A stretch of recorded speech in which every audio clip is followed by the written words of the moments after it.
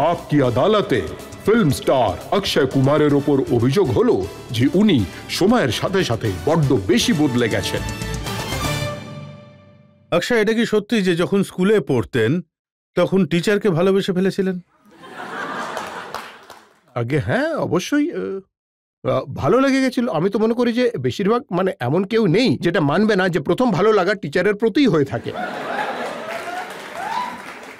আর এমন বয়ফ্রেন্ড হয়ে গেছিলেন যে ওনাকে দিয়ে নিজের হোমওয়ার্কও করাতেন? হ্যাঁ, সরি, এমন বয়ফ্রেন্ড হয়ে গেছিলেন যে ওনাকে দিয়ে নিজের হোমওয়ার্ক করাতেন আপনি? বয়ফ্রেন্ড টিচারকে দিয়ে করাতাম না, স্টুডেন্ট, অন্যান্য স্টুডেন্টরা ছিল। মানে আরো মেয়েরা ছিল? না মানে হ্যাঁ, আরো স্টুডেন্ট ছিল, মেয়ে স্টুডেন্টও, মানে তাদেরকে দিয়ে করাতাম। আর টিচার কিন্তু কখনো হ্যাঁ বলেননি। টিচারকে মানে এমনি একদিন আমি আমার পাশে যে ছেলেটি বসেছিল আর কি, তাকে বলেছিলাম যে ভাই, I love this teacher, I want to marry her. আর 7-8 বছর বয়স ছিল তখন আমার। এটাই কোনো দোষ করিনি, আসলে প্রথম ভালো লাগা টিচারের সাথেই হয়।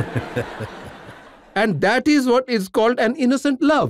মানে ইনোসেন্ট লাভ 7-8 বছর বয়সে শুরু হয়ে গেছে? আগে তা তো হয়েছিল স্যার, আমি জোর গলায় বলতে পারি, আপনারও হয়তো হয়েছিল। আমি জোর গলায় বলছি এটা, আর যদি না হয় তাহলে মনে হয় কোনো গন্ডগোল আছে। আর ফিল্ম ইন্ডাস্ট্রিতে পা রাখার পরেও এই নিয়ে আলোচনা শুরু হয়ে গেল? আগে হ্যাঁ, অবশ্যই হয়েছে। I am a full hot blooded man, why not? আর সেটাও মানুষের মনে আছে, তু চিজ বড়ি হে মস্ত মস্ত, রবীন্দ্র ট্যান্ডনের সাথে নাম জুড়ে গেছে অবশ্যই। আর তারপর শিল্পা শেট্টির সাথে চুরাকে দিল মেরা। আর বিয়ের পর আপনি বদলে গেলেন। ভুল হয়ে গেছে বদলানোটা।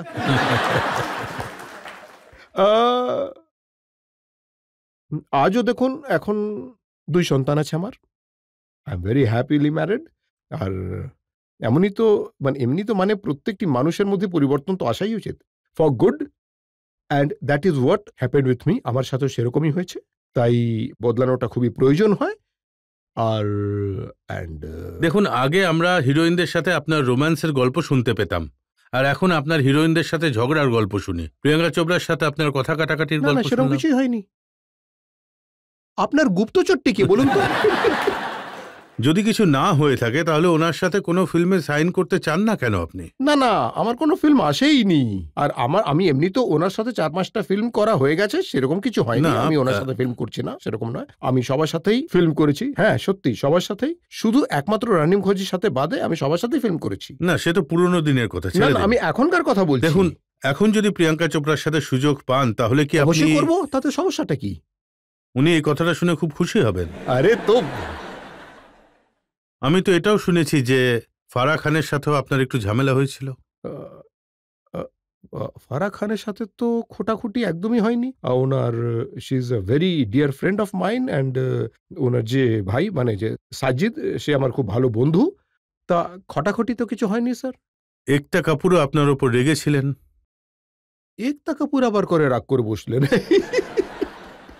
আজ একটা কাজ করা যাক, একতা কাপুরকে বরং ফোন করা যাক।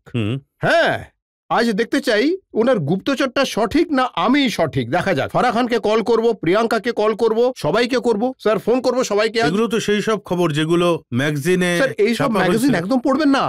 দিন এই ম্যাগাজিনটা আমি ফেলে দেবো নাকি? সত্যি বলছি, ভীষণ বাজে জিনিস এগুলো। বসে বসে যা খুশি তাই লিখে দেয়, একেবারে যা। সত্যি বলছি, বসে বসে যা খুশি লিখে দেয়।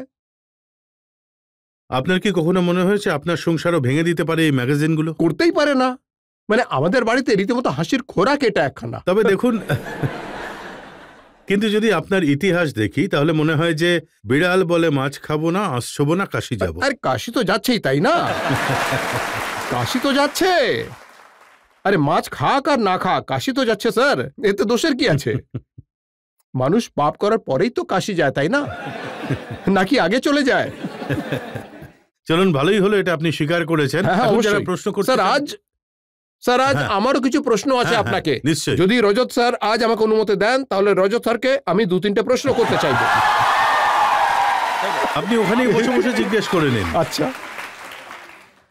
বহু মানুষের সারা জীবন ধরে এটাই ইচ্ছে ছিল যে আমাকে প্রশ্ন করবেন। স্যার আমি দাঁড়িয়ে পড়বো, দাঁড়িয়ে জিজ্ঞেস করি? আপনি বসে বসে জিজ্ঞেস করতে পারেন। না না, একটু ফিল আসবে।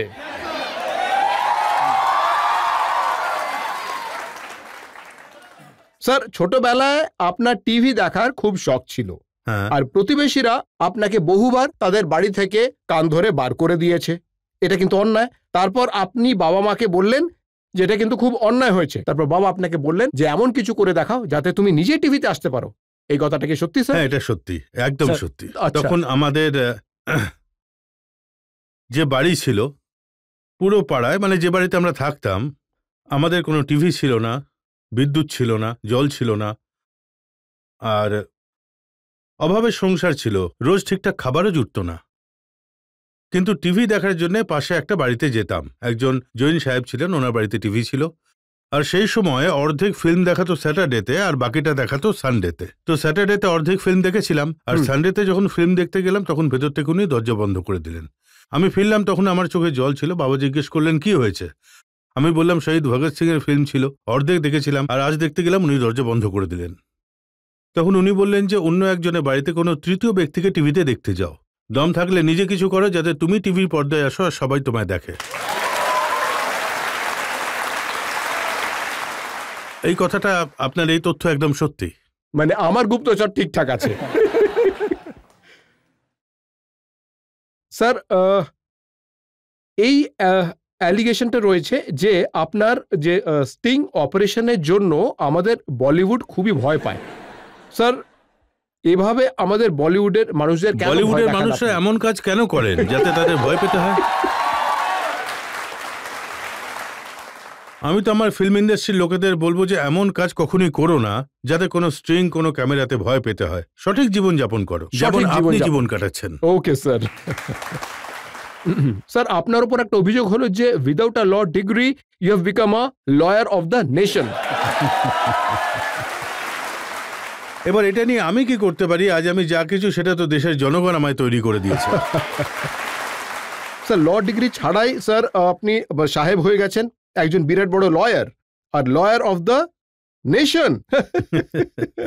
স্যার, একটা প্রশ্ন আছে, মানে অ্যালিগেশন আছে যে আপনি তো অন্যান্যদের প্যান্ট খুলে ফেলেন কিন্তু নিজে ইটালির স্যুট পরেন। ঠিক আছে, দারুণ ব্যাপার স্যার।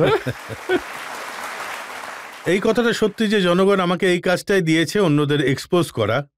কারোর শার্ট খুলে নাও, কারোর প্যান্ট খুলে দাও, আর নিজে স্যুট পরে থাকো। আর আমি শুধু আপনাদের বলছি যে যতদূর আমি জানি, আমি ওনার প্রতিটা প্রোগ্রাম দেখি এমনিতে, আর প্রতিটা প্রোগ্রামের মধ্যে একটা নতুন নতুন ইটালিয়ান স্যুট পরে উনি আসেন। আপনারা বুঝলেন তো? আর ওনার স্যুটগুলো খুব ভালো আর দারুণ দেখতে হয়। স্যার, কোথায় সেলাই করেন এই স্যুটগুলো? স্যার, এটা কি ইটালি? এটা ইটালি স্যুট, আপনি ঠিকই বলেছেন। যাক, ব্যাস, আমার প্রশ্নমালা এখানে শেষ হলো। এবার আপনি জিজ্ঞেস করুন। এবার আপনি এটা বলুন যে জলি এলএলবিতে যে উকিল হয়েছিলেন সেখানে কি এভাবেই ওকালতি করেছিলেন যেভাবে আমায় প্রশ্ন করলেন? না স্যার, এটা তো একটা মানে ফ্রেন্ডলি নাইসলি ওইরকম, মানে কোনো অ্যালিগেশন নয় এখানে। মানে সবাইকে এটা বলতে চাইছি যে আপনি সত্যি সত্যি what you are doing with nation and you call people here, আপনি তাদের জিজ্ঞাসা করেন। কোনো কথা এমন হয় যারা এখানে বসেন তাদের মুখ দেখেই বোঝা যেতে থাকে যে কিছু একটা গন্ডগোল হয়েছে, কিছু গন্ডগোল হয়েছে।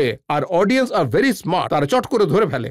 So that actually gives a very great thing out. মানে সবাই তাতে কি হয়, বুঝে যায় যে উনি কি ধরনের মানুষ আর কি। অনেক অনেক ধন্যবাদ। কিন্তু আমি এটুকু বলতে চাই যে এই যে আপকে আদালত প্রোগ্রামটা এত বড় হয়েছে, সেটা আমার জন্য হয়নি, তাদের জন্য হয়েছে যারা আপকে আদালতে আসেন, প্রশ্নের উত্তর দেন, আর তাদের থেকেও বেশি জনগণের জন্য যারা এত ভালোবাসা দিয়েছেন।